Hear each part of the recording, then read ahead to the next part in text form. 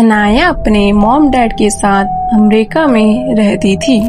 उसके पापा का एक छोटा सा टॉय शॉप था। दिन भर ऑफिस का काम खत्म करने के बाद अनाया रोज कुछ देर के लिए पापा की दुकान पर हेल्प करने आ जाती थी।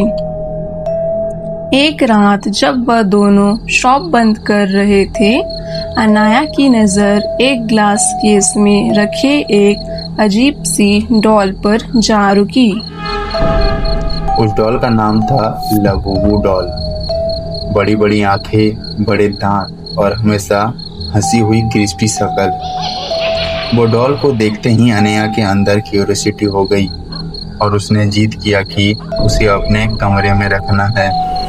पापा ने समझाया, बेटा इसे मत छूना, इसे एक आदमी ने बुक किया है और 3 दिन से लेने ही नहीं आया।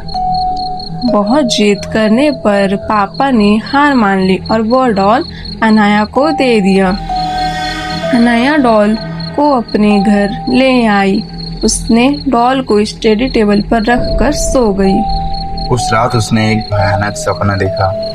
लबूबू डॉल उसके सीने पर बैठा था और उसका गला दबा रहा था। अनया की नींद एकदम से खुल गई। उसने सीधा लबूबू डॉल की तरफ देखा और सोचा कि शायद उसके दिमाग में इसलिए सपना आया क्योंकि वह दिन भर लबूबू डॉल के बारे में सोच रही थी। ये सोचकर वो वापस सो गई। पर अगली सुबह जब अनाया बाथरूम में गई तो मिरर में उसने देखा कि उसके गले में निशान भरा हुआ है। यह देख अनाया डर गई और सोची, रात में जो सपना देखा था शायद वो ही हुआ।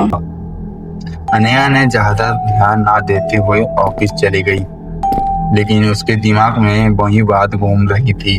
कुछ दिन तक अनया का काम पर ध्यान ही नहीं रहा। एक दिन अनया का बॉस उसे बोला, तुम्हारा ध्यान आजकल काम में नहीं है। ये सुनकर अनया गुस्से से बॉस पर ही चिल्लाने लगी। ये देख बॉस ने अनया को ऑफिस से निकाल दिया। अनाया सोचती रही कि उससे इतना गुस्सा कैसे आ गया।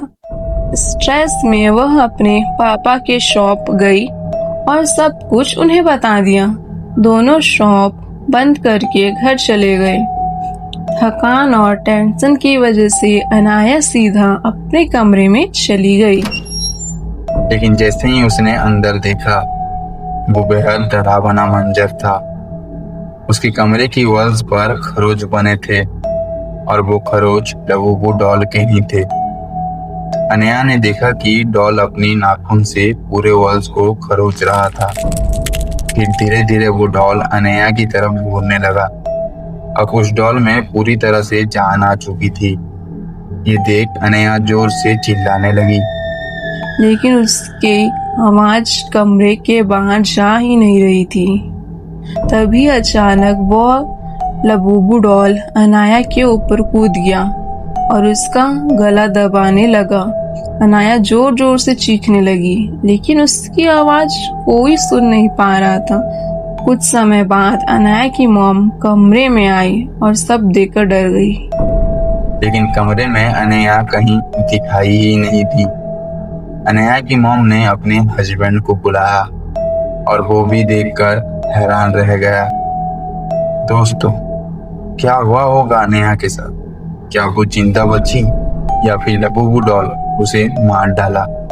ये जानने के लिए मिलते हैं पार्ट 2 में।